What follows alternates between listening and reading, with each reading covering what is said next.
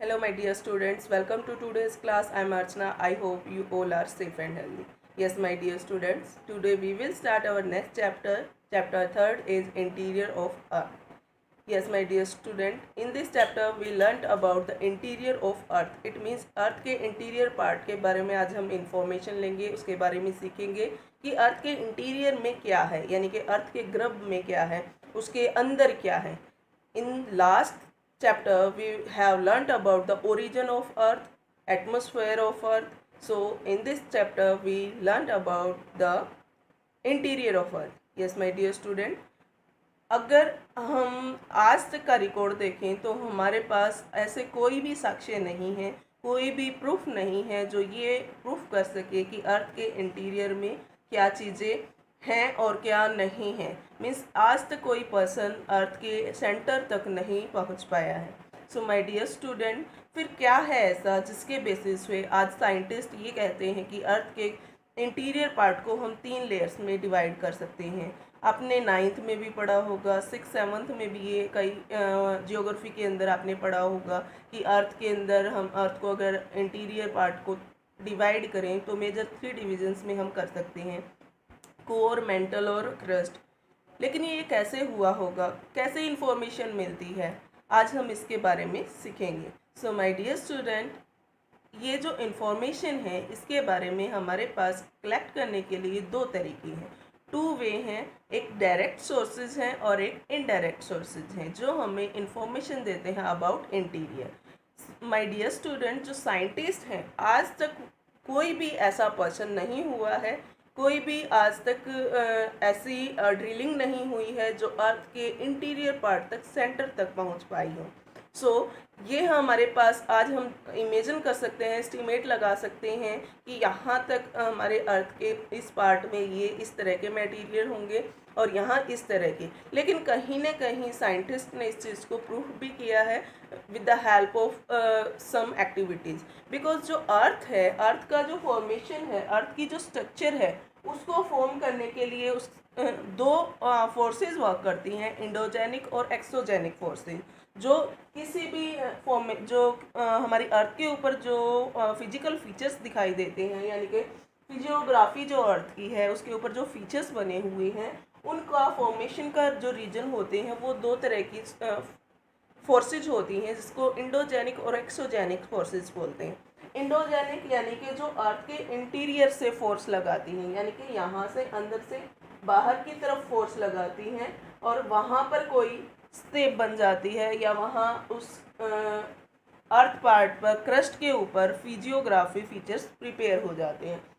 So my dear students, exogenic और endogenic process हैं जो कॉन्टीन्यूस अर्थ को एक शेप दे रहे हैं, मीन्स उसको एक आकार दे रहे हैं.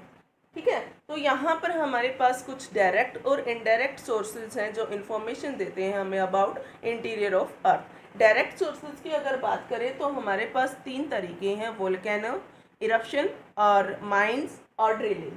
So my dear student, volcanic eruption जो है उसमें तो हमें डायरेक्टली ये इन्फॉर्मेशन मिल जाती है क्योंकि आपने मूवीज़ में, सीरियल्स में या किसी डिस्कवरी चैनल पर, टीवी में देखा होगा कि वोल्केनो कैसे इरप्ट होते हैं. जब वोल्केनो इरप्ट होता है, मीन्स जब वोल्केनो इरप्शन होता है तो उसके इरप्शन के दौरान नंबर ऑफ गैसेस और डस्ट पार्टिकल्स और वाटर वेपर बाहर निकलते हैं अर्थ के इंटीरियर पार्ट से. ठीक है, अर्थ के इंटीरियर पार्ट से जब वोल्केनो इरप्ट होता है तो उसके इंटीरियर पार्ट से जो मैग्मा है, यानी कि लावा जो है, या इसको मैग्मा कहें, मैग्मा और लावा सेम है. ठीक है, जो मैग्मा है वो अर्थ के इंटीरियर पार्ट से बाहर आता है, तो उसकी स्टडी करने के बाद साइंटिस्ट इस चीज़ को प्रूफ कर पाते हैं कि अर्थ के इंटीरियर में इस पार्ट में ये इस तरह के मटेरियल हैं, इतनी टेम्परेचर है, इतनी डेंसिटी है और ये पार्ट यहाँ तक है. लेकिन आज तक की जो हम डायरेक्ट सोर्सेज की बात करें, वोल्केनो को छोड़ के हमारी जो ड्रिलिंग है, ड्रिलिंग की बात करें तो 6 किलोमीटर तक, yes my dear student, only 6 kilometre तक ड्रिलिंग हुई है. वो भी सर्चिंग, ऑयल की सर्चिंग के लिए ड्रिलिंग की गई थी. और ये हमारी जो ड्रिलिंग है 6 किलोमीटर तक ओनली हो पाई है। उसके बाद ये हुई थी आर्टिक ओशियन के अंदर। आर्टिक ओशियन के अंदर ये अब एक जो हमारा साइंटिस्ट का प्रोग्राम है जिसमें है इंटीग्रेटेड ओशियनिक ड्रिलिंग प्रोजेक्ट। इसके तहत साइंटिस्ट अभी तक का जो रिकॉर्ड है वो अप टू 12 किलोमीटर तक ड्रिलिंग कर पाए हैं, मटेरियल को बाहर निकाल पाए हैं और उस मटेरियल को स्टडी करके उन्होंने इंफॉर्मेशन दिया अबाउट इंटीरियर ऑफ अर्थ।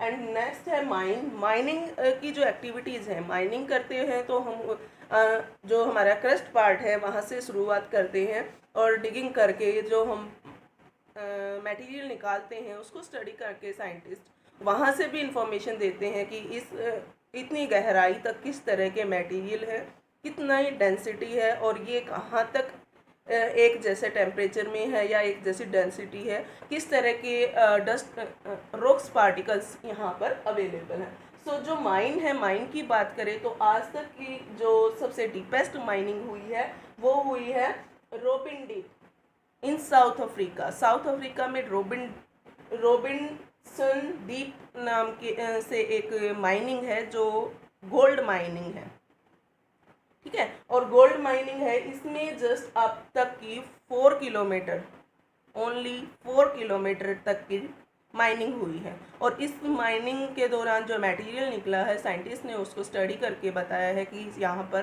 क्या क्या चीज़ें हैं। यहाँ इतनी गहराई तक ही जो टेम्परेचर है वो बहुत ज़्यादा है। आपने कई बार न्यूज़ में देखा होगा, सुना होगा कि ड्यूरिंग द माइनिंग प्रोसेस जो वर्कर्स हैं उनकी ऑक्सीजन की कमी के कारण वहाँ डेथ हो गई, ठीक है। तो इस तरह की जो न्यूज़ होती हैं वहाँ उसका रीज़न क्या होता है, इस तरह के जो एक्सीडेंट होते हैं उसका रीज़न होता है ये गहराई पे जाने के बाद डेंसिटी ज़्यादा हो जाती है, टेम्परेचर ज़्यादा हो जाता है और ऑक्सीजन की कमी हो जाती है, जिसकी वजह से वहाँ पर इस तरह के एक्सीडेंट हो जाते हैं। So my dear student, these are direct sources जहाँ से हमें डायरेक्ट इन्फॉर्मेशन मिलती है about interior of earth. And some are indirect sources also जहाँ से हमें इंटीरियर ऑफ अर्थ की इंफॉर्मेशन मिलती है। दीज आर अर्थक्वेक, यानी कि अर्थक्वेक जो आता है वहाँ से जो सिस्मिक वेव निकलती हैं उनमें अलग अलग करैक्टरिस्टिक्स होती हैं।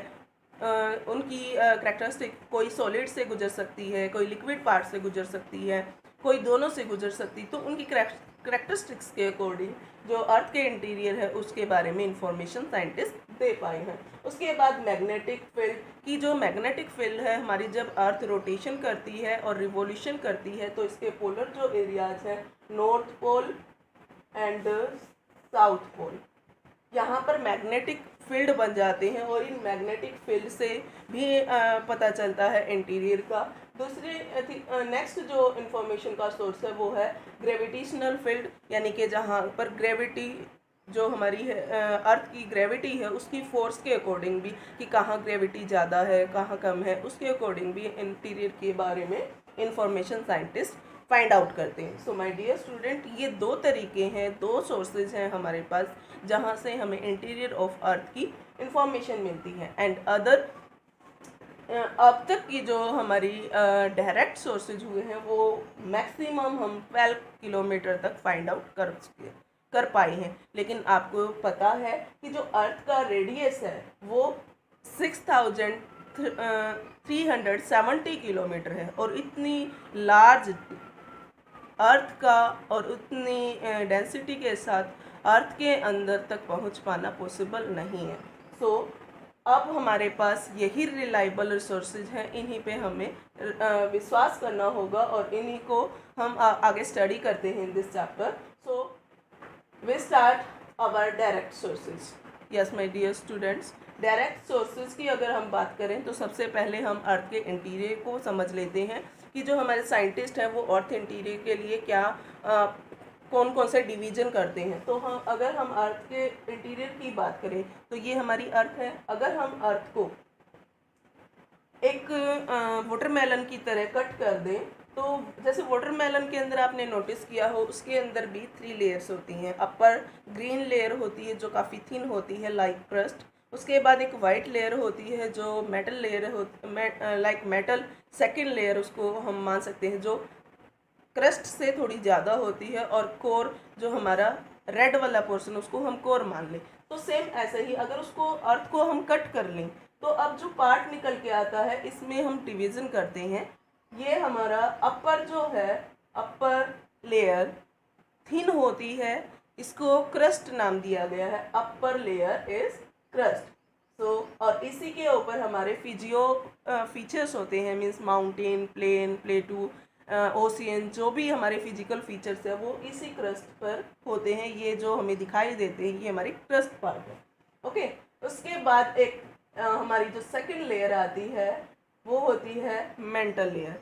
जो फर्स्ट लेयर है क्रस्ट लेयर, इसकी डेप्थ है 0 to 100 kilometre. Yes my dear student, 0 to 100 kilometre तक की डेप्थ में हमारी क्रस्ट मिलती है और इसकी जो थिकनेस है वो कॉन्टिनेंटल और ओशियन दोनों प्लेट्स में अलग अलग है। जो ओशियनिक है वहाँ पर ये थिन है एज कंपेयर कॉन्टिनेंटल की। तो देखते हैं ओशियनिक जो हमारा पार्ट, यानी कि अगर हम यहाँ पर इसको ओशियनिक बना दें, यहाँ एक ओशियन है और इस ओशियनिक पार्ट में इसकी जो डेप्थ, इसका जो थिकनेस है वो ओनली 30 किलोमीटर है। ठीक है, सॉरी, ओशियनिक में ये थिकनेस 5 किलोमीटर है और कॉन्टिनेंटल में अगर हम चले जाएं तो ये 30 किलोमीटर तक हो सकती है। ठीक है, ये है हमारा क्रस्ट का कि क्रस्ट कहाँ तक है। और क्रस्ट की अगर हम बात करें तो क्रस्ट के अंदर बसाल्ट जैसे मटेरियल से हमारा जो क्रस्ट पार्ट है वो बना हुआ है और इसमें भी हमारी जो डेंसिटी है वो 30 किलोमीटर तक कॉन्टिनेंटल है और 2.7 डेंसिटी जो है ओशियनिक एरियाज में है। जहाँ ओशियन है, ओशियन सरफेस है, वहाँ पर 2.7 किलोमीटर तक की डेंसिटी है और जहाँ डेंसिटी की अगर बात करें तो 3 ग्राम पर